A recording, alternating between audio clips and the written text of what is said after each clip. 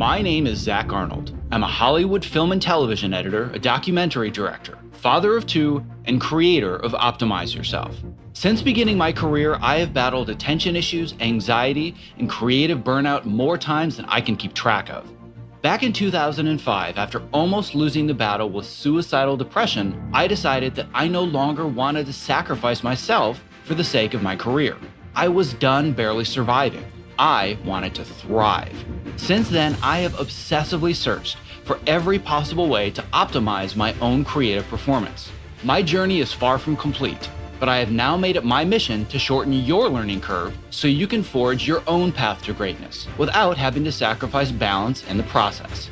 Now it's time to start designing the optimized version of you.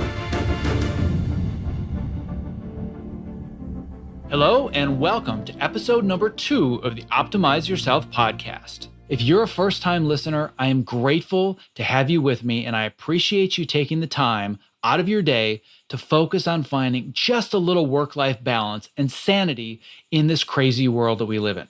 And if you're a long-time listener from my previous podcast, welcome to my brand new show. Either way, if this is your first time here, I highly recommend listening to The Beginner's Guide to Optimizing Yourself so you have a deeper understanding of my own origin story, what inspired me to build this program, and more importantly, how you can navigate all of the content so you can start designing the optimized version of you right away. You can access The Beginner's Guide to Optimizing Yourself by visiting optimizeyourself.me/beginners. Now, if you haven't read or listened to The Beginner's Guide yet, the number one takeaway that I want you to understand is this.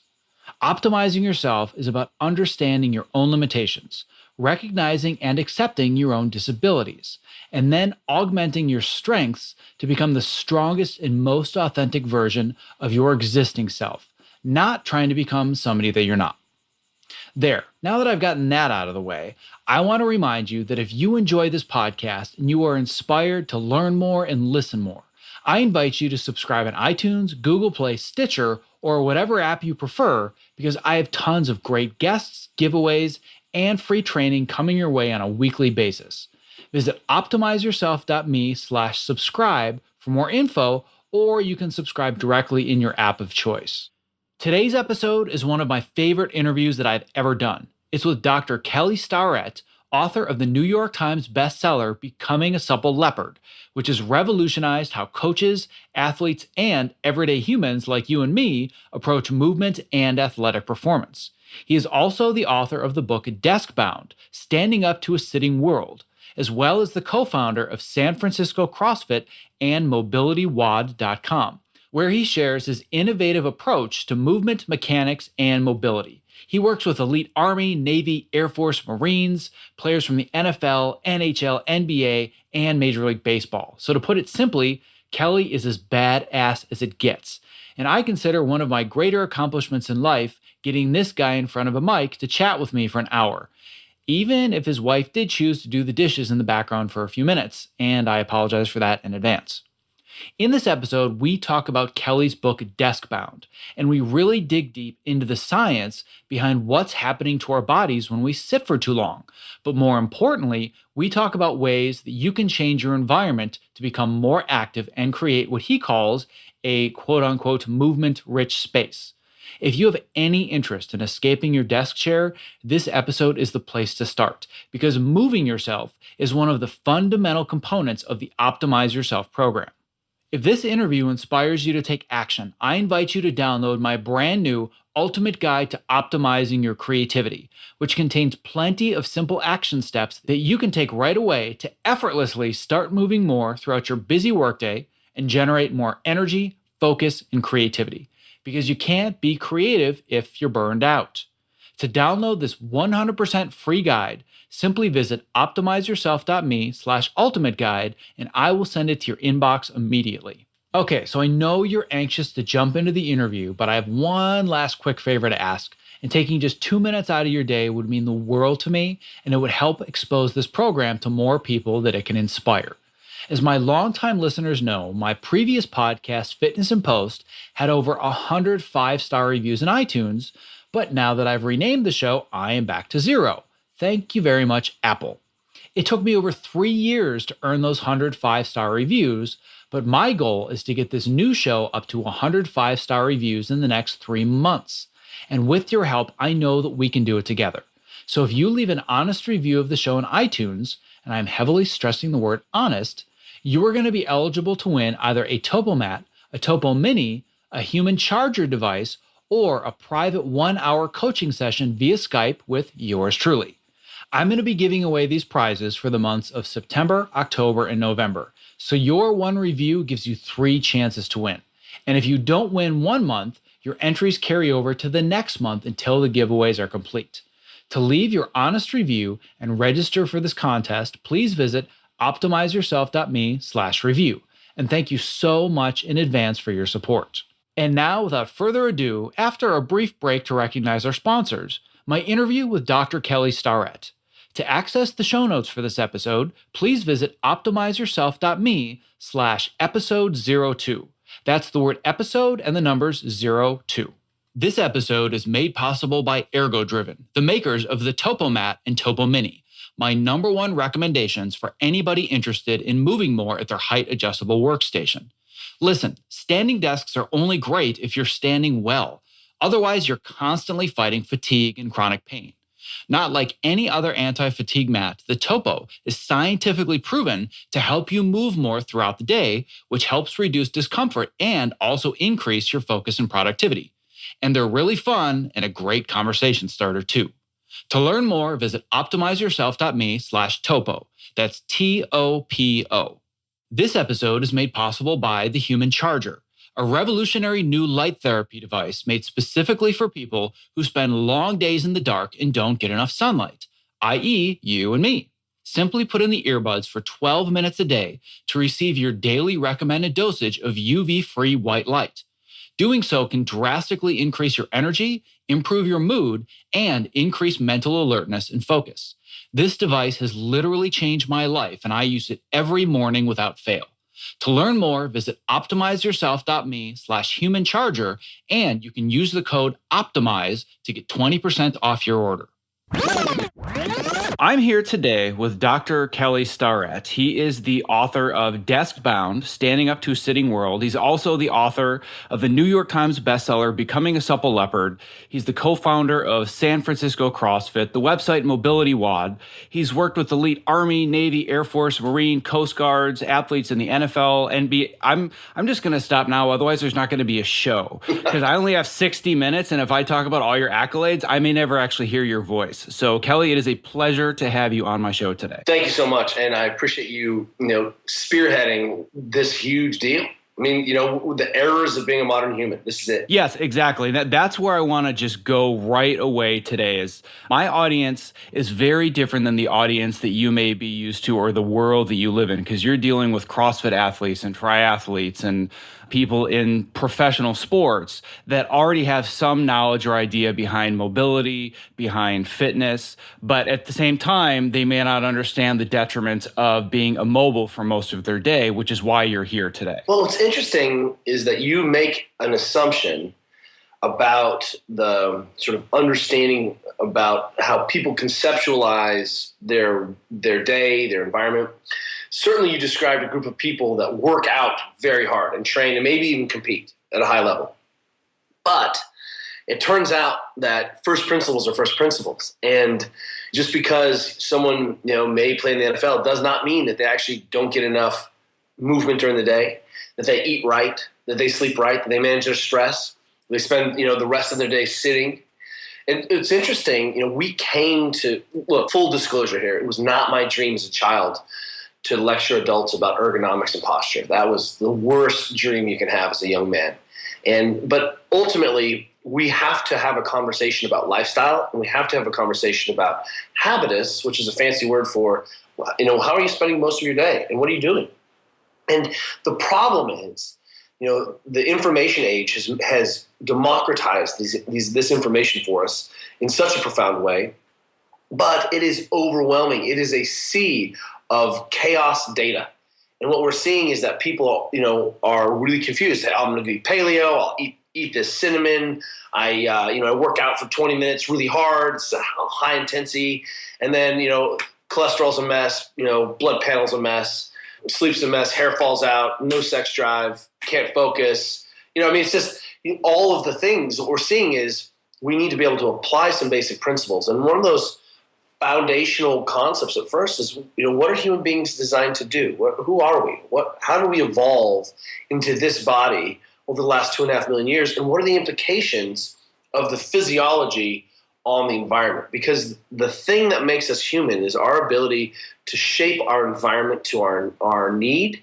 And what we're happening right now is that we've created all this load, this construct about the way we live, and it's shaping us. And what we have is these sort of a type 1 error around the physiology, around how we operate. And subsequently, we see errors in the system that get expressed because human beings live for so long. Well, and I'm really, really glad that you corrected me immediately, which is part of the reason I brought this up, is this idea that, if there are NFL players, and for example, you have a story that I'd like you to talk about where you dealt with an NCAA professional team, where you just have this assumption that, they've got it all figured out, they're fit, and they're quote unquote healthy, but that really isn't the case. And even being a professional athlete is not enough to get you over the hump of dealing with being sedentary. So can you talk about that story where you dealt with that NCAA team? Well, we came to the error around sitting so much and not moving. More importantly, this is not a conversation about should I sit or should I not sit. This is a conversation about, are you moving enough during the day? Because, we have plenty of research that shows that cashiers and people who worked industrial lines in industrial evolution were miserable. Standing on hard surfaces, not moving, that's a problem. And the fundamental idea is that we need to be in motion, and it's small amounts of motion. Since I've been talking to you, I'm sitting cross-legged, I've been squatting, I've been in a lunge already. And, the idea here is that, when we were working with this high-level football team, and they were seeing a sequela or a series of problems that all look very similar. We can't get ahead of the short hip. We're seeing guys are overextended all the time, and it's causing low back dysfunction. Their calves are always tight. The quads are always stiff. And I said, well, hey, just do this for me. Just take a look at how much of those guys are sitting. And they were sitting 12 to 14 hours a day. And, imagine sitting as a big guy in a little chair at university. And then the problem is now that we're not just aggregating sitting time at work or at school, but the whole environment has shifted, and that we're spending a lot of time in front of a computer, in front of a screen. The Henry J. Kaiser Family Foundation did a study, and they found out that kids between ages of 12 and 18, might even 11, 18, were spending over 9 hours a day in front of a screen, and just total screen time. And some of that was work, school, smartphone, TV, Xbox, and it all aggregates into a lot of time where we're just not moving. So we had them try to do interventions where the guys were sitting less and moving more, and they finally got ahead of the environmental load, which is really what we want to consider, is that what we know from the movement science, the way we understand the complex phenomenon of skill acquisition, for example, is that movement is a pathway in the brain that the neuron. So you're not wired for a single muscle or tissue. That's not how your brain works. Your brain works based on movement. So the way you move, your brain doesn't think fire your deltoid, stabilize through your triceps. Just that's nonsense.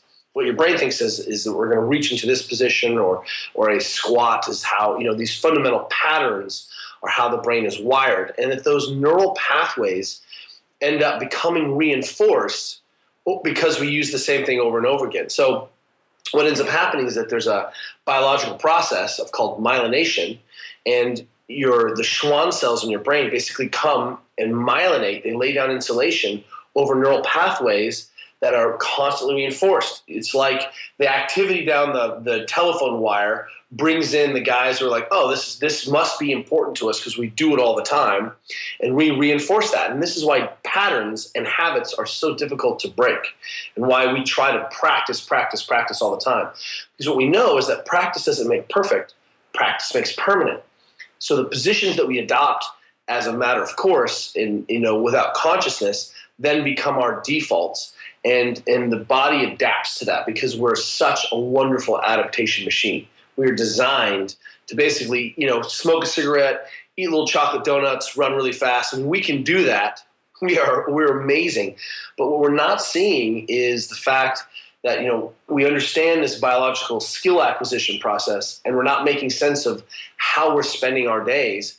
And then we wonder why we're breathing very shallow all the time. And it has implications on our nervous system. It has implications on our blood pH. There's a whole lot of things that matter.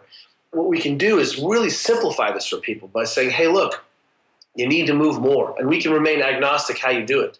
And I think when people begin to understand the big patterns, suddenly it doesn't feel like they're going from dot to dot or connection to connection. What ends up happening is that they can figure out themselves, because we are very clever animals, how to incorporate these things into our individualized life. Yeah, absolutely. And the key here to me is, like you said, it's not just about sitting being bad and not sitting. It's about moving. Because when you talk about people that stand all day long, but they're still immobile, they have all of the same issues, except now they're probably going to have sore legs and sore feet and sore lower back. But they're not moving. They're not getting the circulation. They're not getting the lymphatic system movement. That's right. So talking about the idea of standing not being much better than sitting, let's go a little bit into this idea of how there are actual problems as far as like injuries, and the fact that this is one of the most detrimental industries. And when I say industry, I don't mean my industry of film editing. I mean any sedentary industry. People think, oh, well, what's the big deal? I'm just sitting all day long. But it actually is much more severe than that. Well,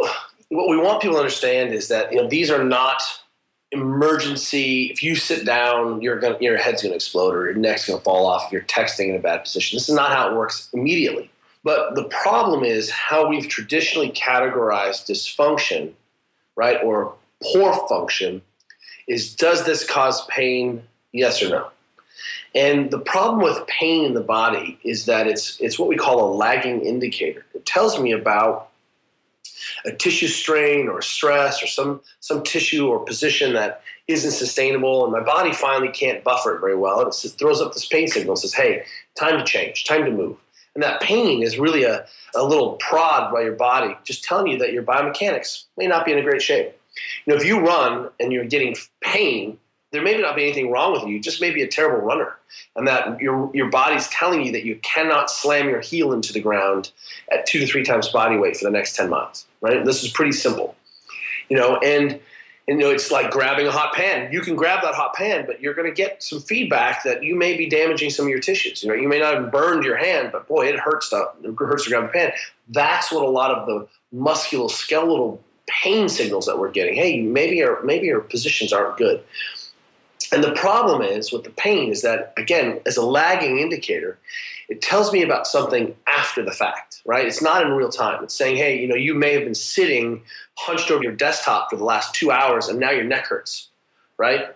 And, now you have a stiff neck and you're like, oh, I'm so stiff, my neck hurts.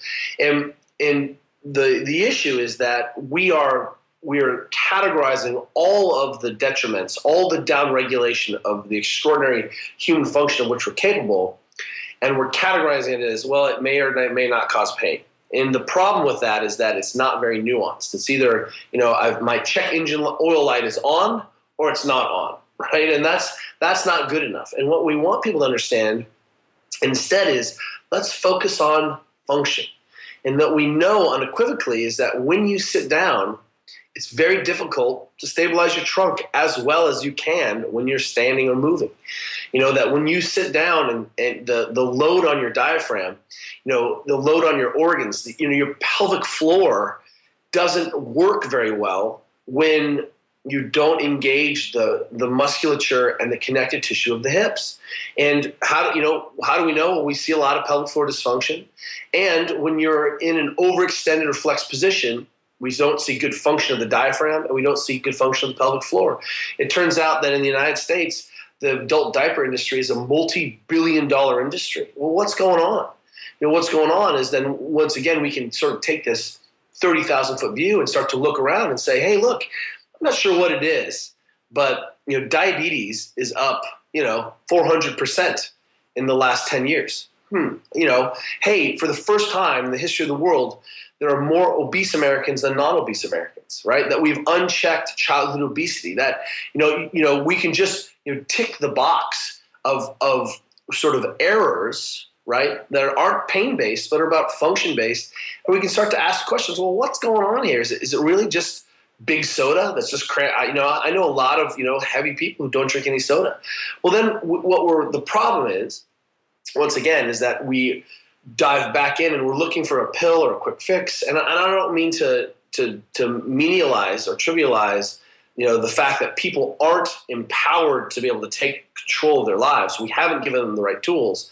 But once you start to simplify this, hey, you have to sleep 8 hours. If you don't, keep it over 7 hours for me, please. Because when you get less than 6 hours of sleep, we know you're going to be immune compromised and pre-diabetic. You're going to be insulin insensitive. Why? Because not sleeping is a massive stressor. And so suddenly we start to aggregate that, add that to the fact that we're not moving very much, to the fact that, sugar and crap is just so accessible and so delicious, right? That we're stressed out, that we don't have a movement practice. And all of a sudden you created this perfect storm of movement, error, dysfunction in the human body. And, and this thing doesn't happen overnight. This is a process of decades. So when it finally gets our attention, we have been doing something for thousands of days. And it's difficult to back that burning semi-trailer down the blind alley and put the fire out simultaneously. Well, and the thing that really struck me really, really hard in your book was the following statement, that the typical seated office worker has more musculoskeletal injuries than any other industry sector worker, which includes construction, the metal industry, and transportation workers. And the World Health Organization now ranks physical activity as the fourth biggest preventable killer globally, which kills over 3.2 million people. Like, that to me should be enough of an alarm bell. Like, it would be awesome if when you sat down immediately, like you said, your head exploded or you texted, it's like, oh, well, people would pay attention. But because it's so slow, people don't realize the severity of this over the course of time. Well, that's it. And what's interesting is we're starting to see these sort of metadata trends, right? And now we can start to realize that, holy moly, the solution is really simple. One of the keys to look at this is, human beings, we're designed to run and to walk long distances. Like, we do that better than any other animal. And I suggest that you look at, the story of the human body by Levinson. He's a wonderful anthropologist out of Harvard. I would look at, Born to Run by Chris McDougall. I mean, these are really interesting books that have looked at, our persistence running, persistence hunting, the way we're just kind of supposed to be in kind of motion. And what you see is that the interventions that we know that make massive difference to people are free, that are easy. We just have to bring the consciousness to it. And then apply the salve, apply the bandage for enough time that it actually makes a difference. And, that, for example, my wife and I now started our nonprofit called Stand Up Kids. And to date, we have about 35,000 public school kids standing in the last year, moving desks that are dynamic workplaces with a movement-rich environment. Kids can sit on the ground. The desks have this thing called a fidget bar, which swings back and forth. And what we've seen is, that's really important to get kids moving, and I'll talk a little bit about that in a second. But we just started something called the Walking School Bus program at our school. And one of the problems is we see a lot of parents choose to not walk their kids to school because they have work commitments. And instead, what we did was we organized a couple bus routes where a few parents are the volunteers, and now we have about 40 or 50 kids on our school bus that walk the mile plus to school every day. One of those things is just, hey, we've got to program in more movement as a matter of a normal daily excursion. And here's an example. My wife is a two-time world champion. She trained. She's an endurance open ocean paddler. She's badass. And, we own a gym. And when Juliet walks to school with our daughter, she easily hits her walking goal. When she does not walk to school with our daughter, in spite of exercising, she does not move around enough, even though she's working at a standing desk or standing moving station. So what's interesting is that, we've tracked this on our own children and seen that on days where we didn't walk to school and it was raining, our kids didn't move at all. They moved like 3,000 steps in a day. And then days where they did walk to school, raining or not, they were easily over that 10,000 mark, which is just, a rough guideline or a base mark of saying, hey, we need to move more.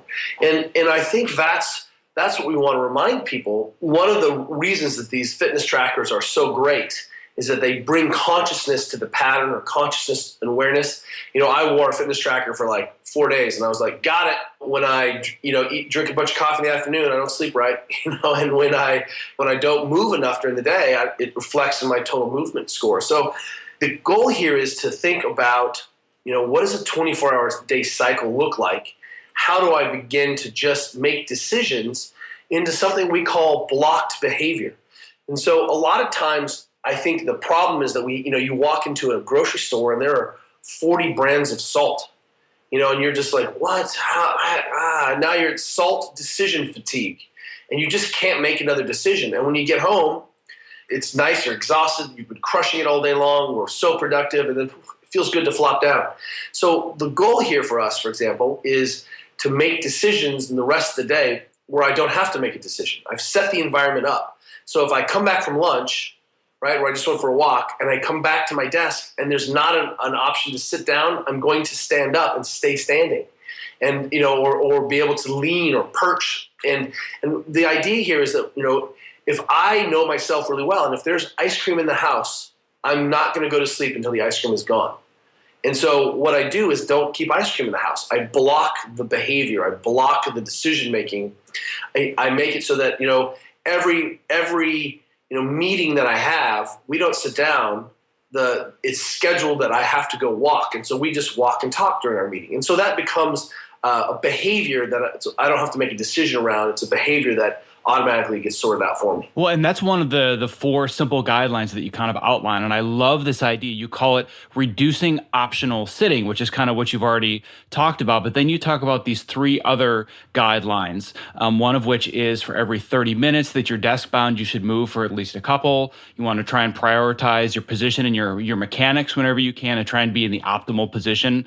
And in my opinion, and this is based off a podcast I did with Josh Kirst, an ergonomist, that your best posture is always your next one, which means that you're always moving. That's right. But then it's about performing 10 to 15 minutes of daily maintenance. And this is really where we want to dig in, because you are the mobility guy. Like, you go online, you put in the word mobility, giant picture of Kelly Starrett comes up. And that's actually how I found you initially. Was I did a Google search for how do I tape 2 lacrosse balls together? Like, that's how silly it was. That's how I found you initially, was 2 or 3 years ago. I'm like, I've heard about this double lacrosse ball thing. How do I do that? And I put it up, and there was your video on Mobility WOD, and bam, I was off to the races learning about mobility and all the things that you teach. Love it. So let's start digging into this idea, because I will just say that if you've ever seen a lacrosse ball rolled or taped together, that's us. That is the Mobility WOD. It was one of my patients early on that said, hey, have you tried this lacrosse ball? I think it's a little better. And he was dead spot on right. And, what's interesting about searching mobility, is that, suddenly we have substituted the word stretching for a greater word about soft tissue, about rolling, about smashing, about, voodoo flossing. And the real problem is still that we haven't connected sort of our soft tissue work to a position, right? Because remember, we're not wired for soft tissues, we're wired for positions. And, pouring oil all over the car doesn't really matter unless you pour it in the engine. And the idea here is that, we can be a little bit more specific about improving people's positions. And we can get there, initiating a conversation about, myofascial pain or common, musculoskeletal issues is easy. But what you're seeing is that, a greater phenomenon that when people begin, you give them better information, then they'll start to make the decisions and do it themselves. And that is what's so powerful, is that if you show people what to do, they are smart enough to either say this works or this doesn't work. I feel better or I don't.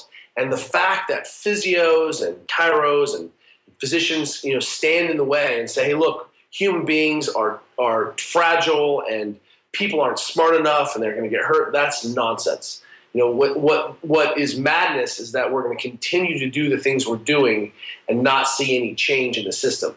When we give, so much of the technique and the information we give is what we call non-skilled care. You should never, ever have to take a day off from work, get a doctor's note to find out that your quads are stiff, and that may be contributing to your knee pain. That is a terrible use of everyone's time. You should be able to, have some basic techniques that basically your mom knew, that her mom knew, and be able to take a crack at fixing yourself. Because when you do, suddenly that, we've conjoined the human experience with, hey, sometimes I have to brush my teeth. I have to eat vegetables. I have to, mobilize my quads. I have to drink water. These aren't disparate concepts. They're all one and the same. A little input to the body. Yeah, and speaking of input to the body and kind of going back to the idea of the lacrosse balls, like for example, right now, standing at my desk, and like you said, you've been active throughout this conversation. I've been jumping on a trampoline with my microphone muted. I've been doing squats. I've been walking around. Like when I record a podcast, that to me, that's like one of my workouts for the day. I have a bowl next to my keyboard that has 3 lacrosse balls. I have a Captains of Crush hand gripper. I have a rumble roller in the back of my room, a trigger point therapy roller, all of these things to create what you call a movement-rich environment. But if I were to give somebody a shopping list and say, here are all these things, create a movement-rich environment, they'd say, okay, great. So what do I do? That's right. That's who you are. You are the mobility guy. So let's start talking about a little bit deeper dive into what does it actually mean to do mobility work, and how often do you need to do it, and where do I start? Well, what's interesting is that you can start anywhere. Start on something that hurts, start on something that is stiff. How do I know? Well, we can give some people some basic soft tissue guidelines. And one of them is that tissues should be pain-free to moderate compression. That means if I roll on a ball or I roll on a foam roller, I should experience no pain in that area. And if I do, I found a tissue that's over stiff or over tensioned. And it's an easy thing to do. Find that thing. And then because, we're trying to address multiple systems at once, one of the easiest ways to desensitize an area or restore its functionality is to do what we call contract relax. So if you're laying on a ball and you feel something stiff, just contract your muscle or contract that area or that position into the implement, into the ball for 5 seconds, and then release. And then take a couple big breaths in there in the relax cycle. And then just repeat that contract for 5 seconds, release, take 2 breaths until you've made a change in the soft tissue. And what's going to happen is that if you've never done this before, you're going to realize that your whole body is like stiff-ass beef jerky and that you have some work to do. And, and this is why we really advocate for people to spend 10 minutes a day working on their tissue quality in their basic positions, and then get the rest of it tomorrow. Because what we'd rather see, and we say this all the time, we're like, hey, we'd rather you be consistent than be heroic. And what you don't need is a 30, 40-minute, hour-long mobility massage, session. That's not what you need. You need a little dose, and then you need a response, and we'll get the rest of it tomorrow. Because 7 days in a row aggregates into 70 minutes of soft tissue movement prep, positional quality. That is a massive, massive amount of time and change in a week. And when you start to extrapolate that over months, it's really remarkable how much work you can get done and what you can learn about yourself. What we see is that a lot of people's proprioception, their body's innate system that basically tells them where they are in space and how much tension the system's under, it's totally shut down. And one of the things that we see is that when we do some soft tissue work, we upregulate those proprioceptive systems. And so it makes a big difference when, we begin to get people doing some soft tissue. We get them to start working on their breathing. One of the things that people are always worried about is, hey, this is painful. This must be hurting me. And what we say is, hey, look, you're not going to hurt yourself as long as you can take a breath. Because you're still soft tissue. I mean, you can definitely crush yourself and be overwork the tissues. But if you work for 10 or 15 minutes, that's plenty of time. And if we split that in half, that's only 5 or 6 minutes per side or per limb, right? So what we find is that we can get enough of a dose in that time. We're not going to overtreat. And because we make sure that you can take a full breath while you're doing it, we're not going to go too deep. And we're going to actually leverage our nervous system, because if you're holding your breath while you're rolling back and forth on a foam roller, you're basically telling yourself, this is a threat. Let's not relax. Let's not get our brain involved with this neuromuscular, neuromechanical system. Well, and on top of that, when you have a stressed breathing pattern, that's also going to start raising your cortisol, which is just going to lead to an entire host of other health issues as well. Well, we probably wouldn't see a cortisol spike but the issue is that you're not doing yourself any favors if we're trying to relax, if we're trying to tell the tissues to be normal. And one of the things that we really like people to do is, hey, if you have made the heroic effort to go to the gym, man, kudos to you. You are already remarkable. And by the way, obesity rates and gym memberships have tracked perfectly in America over the last 10 years. It's a one-to-one correlation, right, which is very interesting. So what we see is that we feel like people are really trying to do the right thing. They're trying to go to the gym. They're trying to exercise. And what we know is when you go to the gym, the last thing I want you to do is to get on the ground and roll around on a foam roller. That is not a good use of your gym time. You go to a class, get some instruction, jump into some Pilates, jump into yoga, get a kettlebell class, go to a CrossFit gym, go be instructed in training, right? Don't just put your headphones on and walk around the graveyard that is the traditional gym. And in that time, what we like to do is save all our soft tissue work or maintenance work for afterwards, after we train. In fact, one of the ways that we can help streamline people's day is that we typically find that most people have about 10 minutes of downtime before they go to bed. And that's the time we'd like you to do your soft tissue work. And people can relate. If you've ever had a massage, when you stand up from the massage, how do you feel? You feel groggy. You feel tired. You feel relaxed. Well, it turns out that this soft tissue work with the breathing has a large parasympathetic response, which means it gets me out of my fight or flight response and it gets me into the everything's cool, it's restorative. I mean, this is why we're supposed to meditate. This is why we sauna. This is why we get in the ice. We're trying to chill out. And one of the really powerful things that people can do for themselves is to try to back-end load their day with some soft tissue work, like 10 minutes of rolling around while you're watching the TV. And all of a sudden what you're going to find is not only is that a good time because you have 10 minutes, but also it improves your sleep quality. And now we've got a 2-for-1 deal. And that is really what we're trying to do. We're trying to make it so people can live their lives without having to follow a set of crazy rules and simplify so that they sleep better, they move better, they feel better. It's easy. Yeah, and I think that one of the barriers of entry that I've seen with the people that I work with in my industry is when you say the words mobility or flexibility and you start talking about this type of work or you start thinking about yoga, their first reaction is, oh, well, I'm really stiff and I can't even bend down to touch my toes. And I don't want to have to do 6 months of work to touch my toes. And I was at an event a few months ago and one of the speakers there was Tim Adams. And I don't know if you know Tim Adams or not. He's the strength and conditioning coach for the Denver Broncos, or was at the time. I don't know if he still is. But he did this really, really simple exercise where all you have to do is you check your hip mobility by rotating to your left and to your right and seeing how far you can twist without having to use any strain. And then he had us take our toe and push it into the ground. So we had our heels way up, our toes way down. You do that for like 30 seconds. And then all of a sudden, your hip mobility was drastically increased. And you got this giant like aha moment from this audience of over 1,000 people. And it kind of opened my eyes to saying, wait, this isn't about working on this for 6 months and then maybe I'm going to be more flexible. The reaction to this is immediate if you know the right buttons to press. Well, and that's exactly right. And one of the things that I don't think we realize is that if you're thinking that yoga is going to improve your range of motion, that's a misuse of yoga. Yoga is a movement practice. It's not a mobilization practice, right? You don't go get a massage, or get some body work done and be like, I'm going to get stronger. That's just misappropriation of yoga. Yoga is a movement-based practice where we basically are touching all of the corners and functionality that humans are supposed to be in.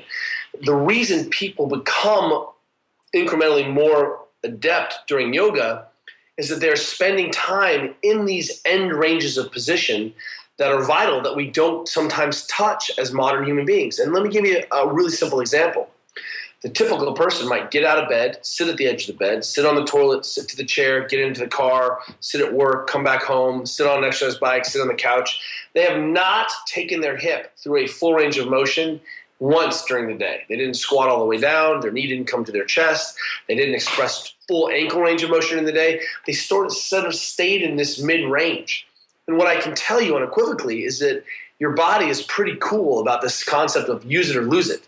And if you don't ever go into a position, it's shocking that we would be miffed if that position became compromised.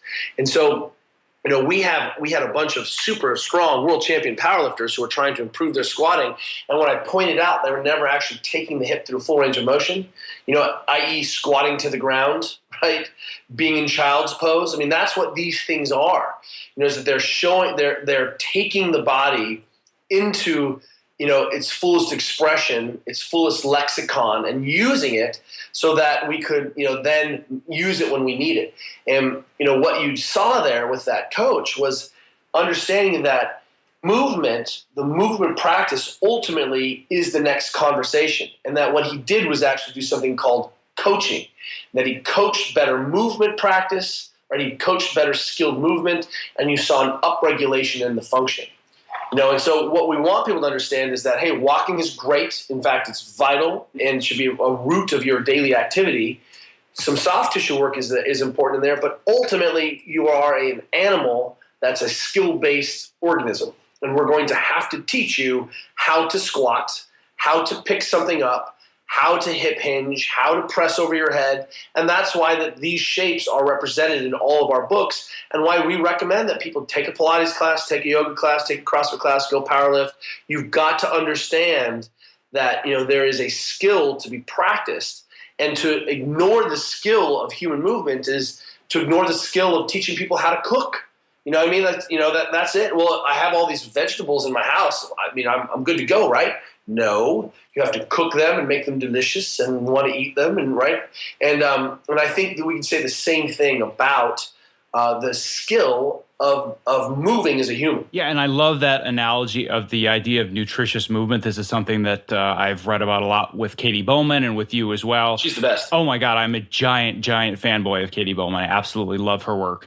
But it's this idea that you have to kind of look at movement as something you need throughout the day. You can't just say, well, I'm going to wait 14 hours and then I'm going to have one gigantic meal with all my nutrients. Like, you can't function that way. So movement is the... You can't function as well that way, or you can function temporarily that way, right? And that's this key. You've just nailed it. Is that, one, we should not be afraid to make movement skilled. And by the way, walking is a skilled movement. And it's easy. If you walk with your feet turned out like a duck, you're walking poorly. You're not expressing the way the ankle is supposed to work or the way your hip is supposed to work. But it's easy. And the most important piece is that, and people should be able to relate to this. If you were even in a high school sport, the coach just doesn't dump a bunch of balls out on the ground and be like, go for it, kids. You'll learn the rules. Right? It's drills and drills and drills, and then if you're lucky, you get to scrimmage a little bit at the end. And we're not treating our movement practice the same way, unless you get into a yoga class and that yogi, she crushes you, right? She's coming around and making little corrections, and and she's teaching you that this is the stable shoulder position.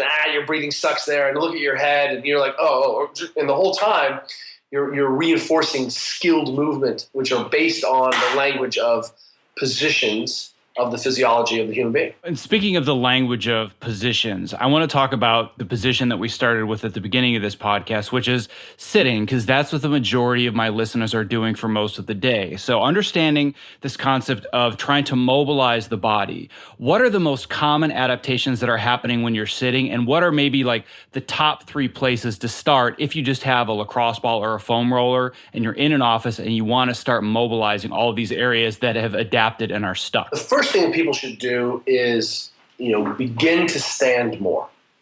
And, we in the book, we look, if you've ever done yoga, it's called Tadasana, is the expression of standing meditation. And it's very skilled, and most people can only do it for a few minutes.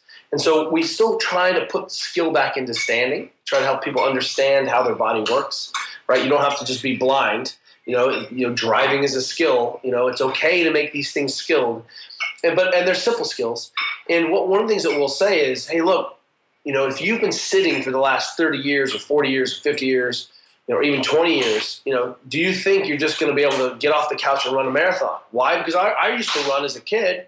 It doesn't work this way. And so what we have people do is say, hey, look, let's get a dose and get a response. Put ourselves on a shaping gradient.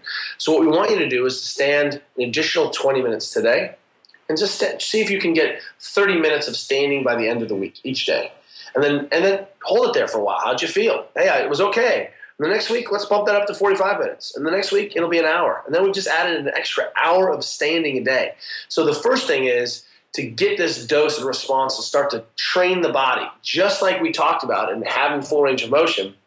Standing is a tissue strain, especially if you're spending the bulk of your hours not standing or not moving. You're sitting. And so, what we want people to do is not go all in, because that's a recipe for disaster, because we see that happen with diets. We see that with any behavior change. That's not going to be sustainable. And so first and foremost, let's get people on a shaping gradient, moving more, standing more. And over the course of a month, you'll be shocked. And by the way, New Zealand, Australia, all have, even Canada, have movement guidelines. Canada, their movement health guidelines for children is to sit less than 2 hours a day. Harvard basically defines sedentary lifestyle as sitting more than 6 hours a day. And there's a technical definition where we fall below this sort of energy expenditure of the body of 1.5 metabolic equivalents. That's the technical term. And it turns out that sitting, when we sit, we don't sit actively and we don't sit well, we easily fall below that 1.5 metabolic equivalent. So once again, it's not a conversation of sitting versus standing. This is a conversation of, are you being metabolically active? And we can use that as a determinant about the quality of the shapes and positions we're in.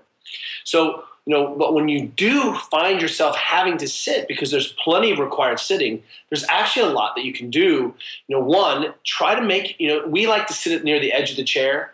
If you don't have a good chair pan, your knees should not be near the edge of the chair. You should have 6 inches between the back of your knees and the chair, 4 to 6 inches.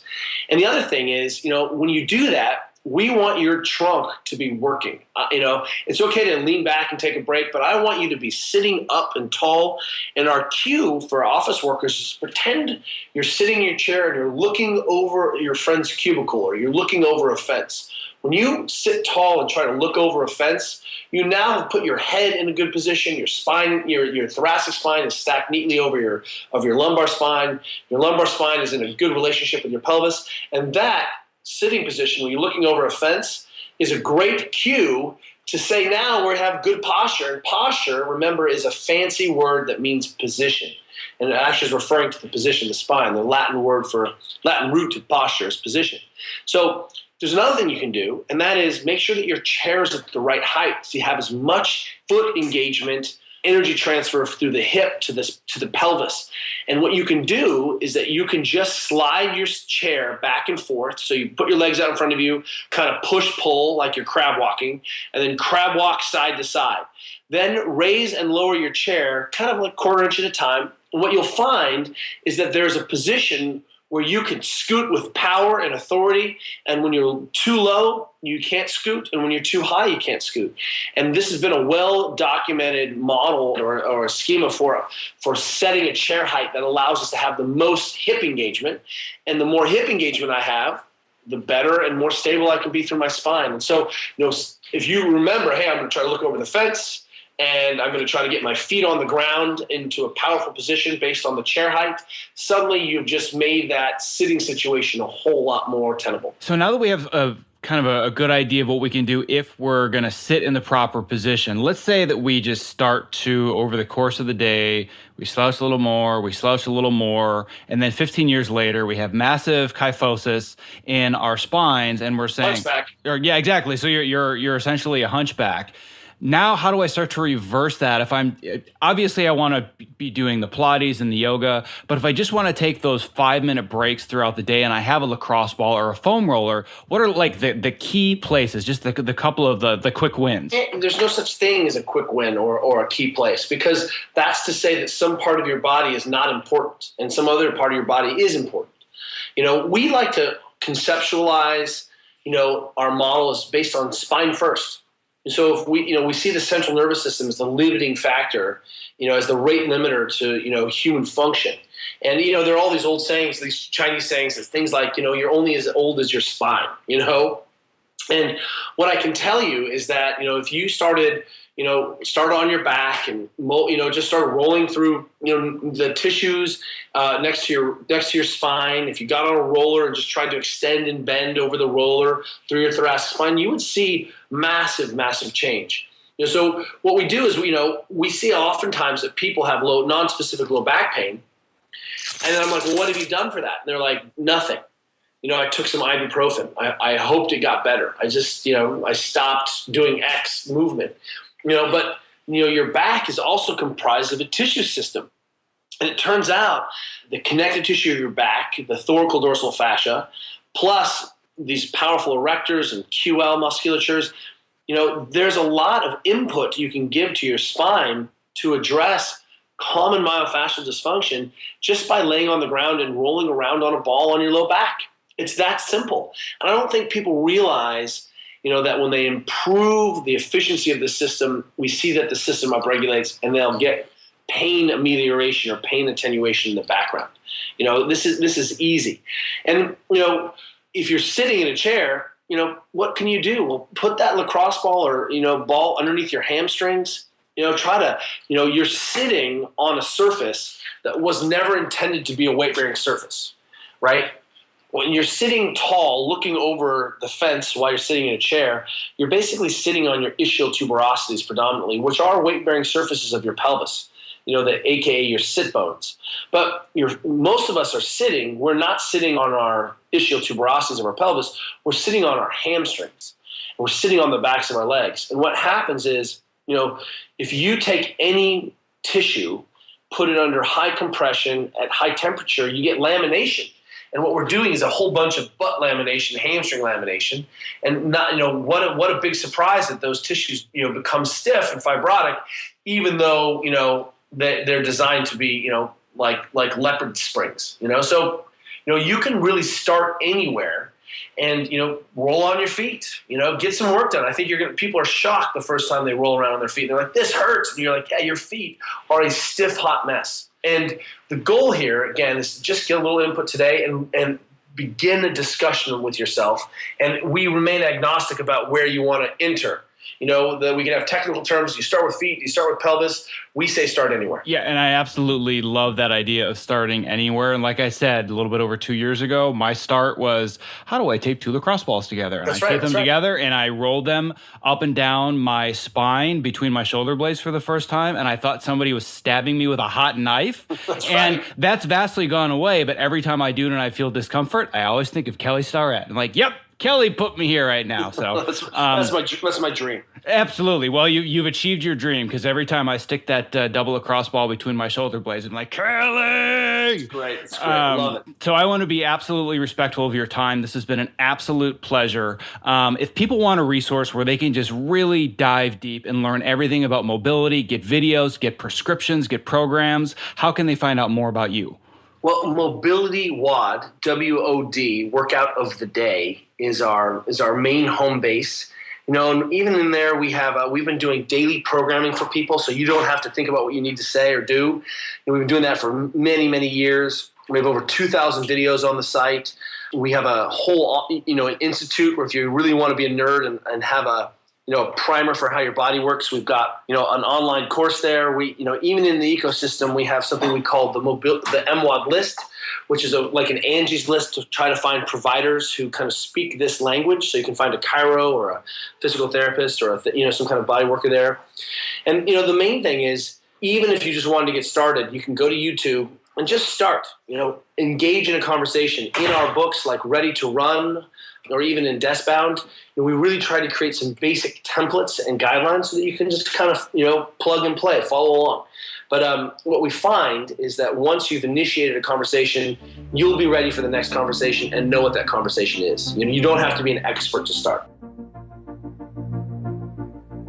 Thank you for listening to Episode 2 of the Optimize Yourself podcast. To access the various links and resources mentioned in this episode, please visit optimizeyourself.me/episode02. If this interview inspired you to take action, I invite you to download my brand new Ultimate Guide to Optimizing Your Creativity, which contains plenty of simple action steps that you can take to effortlessly start moving more throughout your busy workday and generate more energy, focus, and creativity, because you can't be creative if you're burned out. To download this guide 100% free, simply visit optimizeyourself.me/ultimate guide and I'll send it to your inbox immediately. Also, as a final quick reminder, you could win a TopoMat, Topo Mini, human charger device, or even a 1-hour coaching session via Skype with yours truly. All it takes to win is 2 minutes to leave an honest review of the show on iTunes to be eligible for prizes throughout the months of September, October, and November. Visit optimizeyourself.me/review for more instructions and to register your review. You can also check back at the same page at the beginning of each month to see if you're a winner. Thank you for listening. Be well.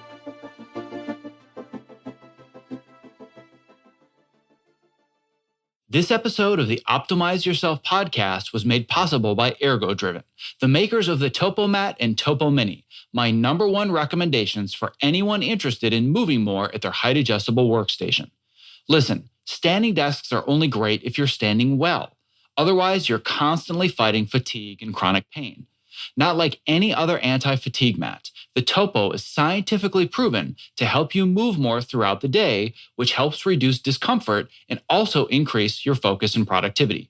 My friends at ErgoDriven did extensive testing and compared their product to the top-of-the-line floor mats, and they found the Topo drove almost 2.5 more moves per minute with 270% more foot motion. Now, what this simply means is that the Topo users move more. I'm standing on one as I read this, and I don't go to a single job without it. And if you're smaller and you're concerned the Topo mat is too big, or you simply don't have the floor space, there's a Topo Mini for that. To learn more, visit optimizeyourself.me/topo. That's TOPO.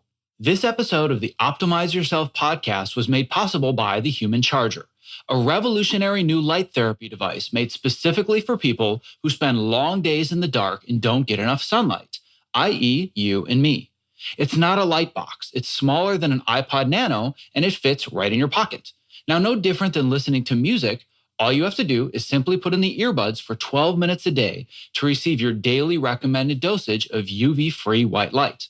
This light stimulates the photosensitive receptors in your brain, which then affects your neurochemistry via neurotransmitters such as serotonin, dopamine, and noradrenaline. Doing so can drastically increase your energy, improve your mood, and increase mental alertness and focus. This device has literally changed my life, and I use it every morning without fail. To learn more, visit optimizeyourself.me/humancharger and use the code OPTIMIZE to get 20% off your order.